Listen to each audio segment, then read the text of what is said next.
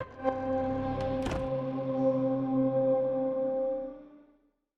so I'm Daniele. I'm the senior sound designer of Ninja Theory. I've been working on Bleeding Edge for the past 2 years. More or less, the whole team was composed by mainly two people, which was me and David Garcia, which is the audio lead. Then we got some help from the other two sound designers, which are Alessio and Jamie. Oh yeah. You've got like a real cyberpunk vibe going on to this game. Like, so before you start sort of creating like all the audio that's gonna envelop this world, like, do you start with like the character designs, backgrounds, storyboards? Like, where do you first get involved? So when we got involved in the game, more or less, the vibe, the art vibe was already done. Um, as you can see, as you already said, like there's a very cyberpunk vibe, but it's the kind of cyberpunk that has like kind of like a nostalgic vibe also, you know. So what we try to do, like we discussed a lot before we start to actually design the sounds, and what we try to achieve, our goal was like to get like a sci-fi sound design style, but more of like a futuristic sci-fi imagined in the 90s. So with like a 90 old school vibe, so a bit not like as clean as modern as the sound design that the sci-fi that you see now, but a bit more gritty, a bit more dirty. It's the sort of like that era of like maybe like Event Horizon or Fast and Furious or like Dark City, like those 90 Yeah. like sci-fi films. Yeah, well, I mean, main inspiration more than the films were probably anime. So even like most common like Dragon Ball, but a bit more dark like Akira, JoJo also incredible sound design, and yeah, more or less it was like 90s show mainly, I would say, yeah. Nice, but more so the anime than any sort of like cinematic filmography or anything like that. Yeah, I mean, if you see the characters, you know, they are pretty crazy, and a kind of a realistic sound design vibe would not fit this game at all. So it was actually pointless to try to fit a too realistic sound design in the game. But we try instead to go for a much more designy sound, so much more unique, that might be more weird at first, but that represent better how the character are. So kind of quirky, a bit weird, you know. And so yeah, that's why anime mainly was our like main source of inspiration, rather than maybe some movies. Also movies in the end, like you get inspired by everything. But yeah.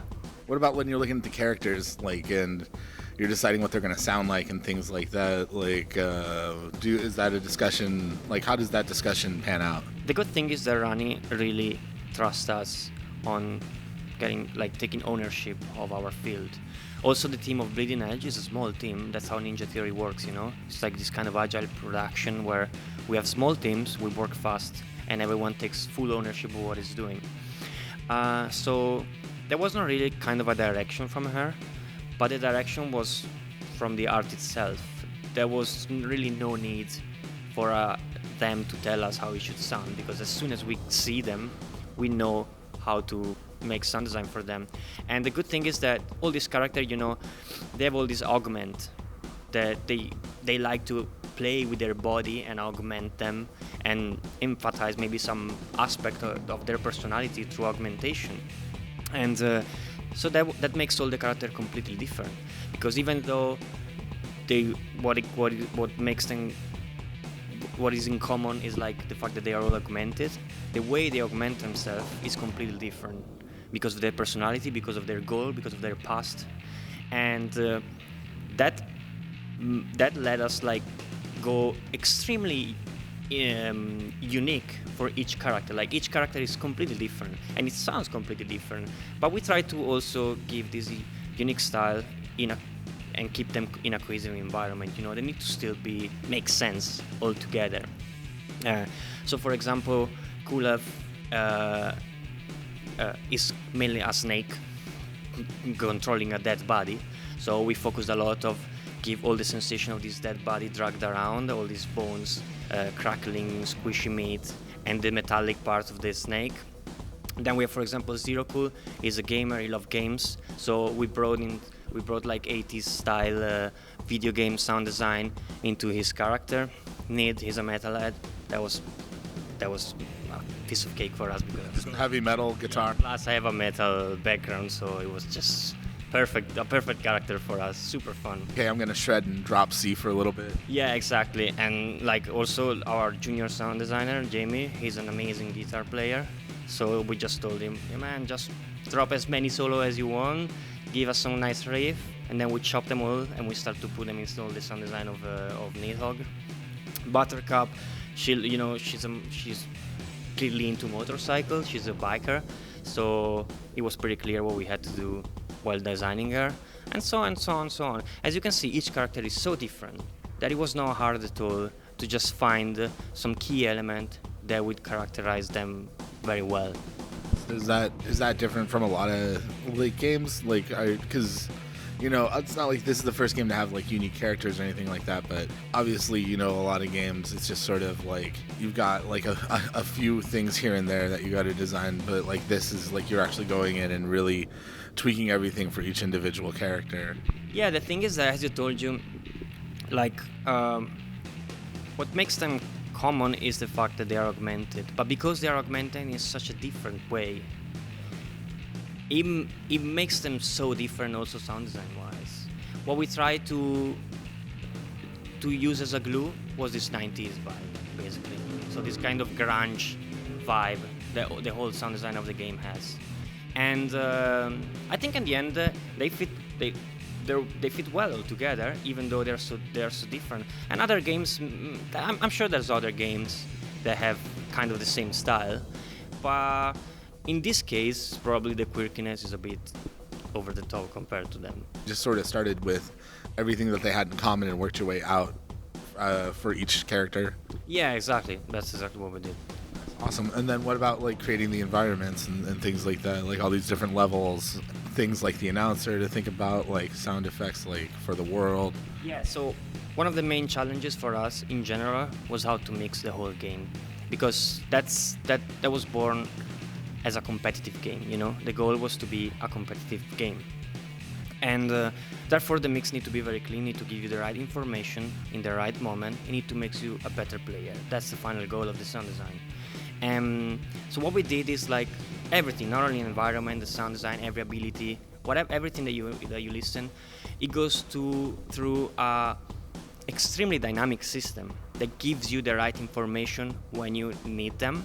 We like to call it controlled chaos, because the idea is that we give you the sensation of being in the middle of a battlefield. You hear sound everywhere, like sword swinging, gun shooting, spells getting casted everywhere, and you're surrounded by them, and you have this feeling of an adrenaline of being in the middle of a battlefield, but at the same time the truth is that what you're listening are only the sound that you really need to listen.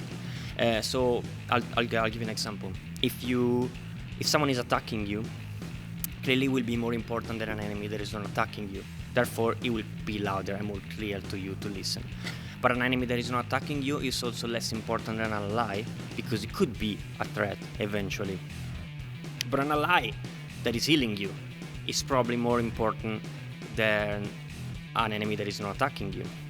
So what we do is dynamically change how important is each sound depending on the situation, depending on what you're doing, where you are, how many enemies you have around you, and try to give you like a clean mix in the middle of this chaos. And it was pretty hard, of course. Yeah, I mean, I just played it, and like you're in, it's a lot of 4v4 combat. Like everybody is in a small space, sort of throwing down a lot. Absolutely, you say it right. The difference, because that's not a shooter. You realize when you play, you realize it, because most of the characters are all in a confined space. Like most of the time, there's 8 players in a small area that just beat each other, and which makes hard, of course, to give clarity to the mix, because they're not spread out. And therefore we need to go a bit heavy, with this kind of dynamic mixing to give you the right information. Also, because it's kind of a melee focused game, depending on the situation, we can just leave out some, if there is an ally or an enemy that are fighting each other a bit more further and you're surrounded by other 3 enemies, you don't really need to listen to them, so we just focus on them. But at the same time, if you're alone, you don't have a particular threat in that moment, you're supposed to listen very far because you need to know where the battle is, so you can go, for example, helping your allies. The thing is that, as you can see, the game is very heavily team focused. You need to play as a team or you're gonna lose.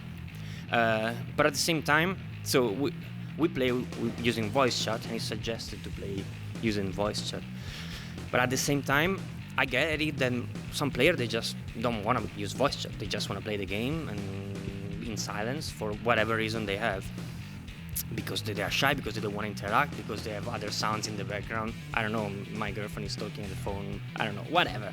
So we try to give some way of communication, for example, through the ping system. So you can use, like, using the ping system, you can basically use your character instead of your voice to give the most basic information, but kind of all of the information you need to give in the fight. So we need to go to this point, we need to go to collect, we need to kill this particular character, I need help in this moment, we should group up.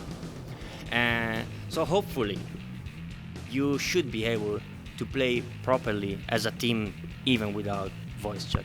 And then the other thing I'm curious about is the soundtrack itself. Yeah. You've already mentioned like some of the influences for some of the sound design. Were things like animes from the 90s and stuff like that? Is that what you turned to for the soundtrack as well? The soundtrack is kind of like the sound design. It's a mix of a lot of things. All these characters are made of parts of augments, no? So what we try to do is reflect this into the soundtrack. So what David is the main composer of the game. What David did is just grab a lot of genres. So, like, for example, electronic but a bit more old school, like DJ Shadow, Kid Koala, with a bit electronic, a bit more modern, like Noisia, Koan Sound, and mix this with, for example, a bit of funky, a bit of rock, a bit of everything. And this create this breakbeat vibe. It's kind of become like a collage of a lot of styles that blend together and create this music that engages you a lot. You're doing electronic world fusion. Yeah, that's actually a nice name. Yeah. All right, I'll take points on the back end for coining that phrase. Yeah. Okay. We'll put you in the credits. What's the most enjoyable? Is it coming up with like those like crazy grooves for the game? Is it coming up with like the sound design, or figuring out like how it's all going to interact? Like, what do you enjoy the most? Personally, I'm more focused on sound design. So to me, bringing this character alive with your sound was definitely the biggest satisfaction. And when you start to work, the animation are completely silent. They don't talk, so they're still kind of puppet. Our team already has a strong vision when they make them. But what brings them alive is sound design. Is giving them sound, giving them a voice. So it's kind of a big responsibility for us, because we are taking a piece of art the other department made, and we gave them the personality that they had, that they're supposed to have. And if you do it wrong, you're gonna disappoint the work of other people. And therefore, definitely, I think that doing it right, giving them the right personality, the right sound personality, was definitely the biggest achievement for us. And also, being able to do this kind of mixing, because being all from a single player background, it was pretty different the way we had to approach this game. In a story-based game, the sound design need to give you the right emotion, need to tell you a story, while here we need to make you play better. So it's a completely different approach. It was a very big challenge for us, but it was super fun. Yeah, here it's sort of filtering out the chaos as opposed to guiding a player along a path. Yeah, exactly. Awesome. Well, it's looking great. It's sounding great. Where can folks check out more Bleeding Edge, and when is it coming out? So it's coming out the 24th of March, I think. Yeah. But there's gonna be a beta in next weekend, which I don't remember the number. But that's fine. We'll like flash it at the bottom or something. Yeah. Okay. Exactly. Here. And so yeah, it's gonna be on Game Pass. So if you have Game Pass, you don't even have to buy it. If you wanna buy it, it's about $30 more or less. So it's an accessible price, and there's no microtransaction, so you can save money there.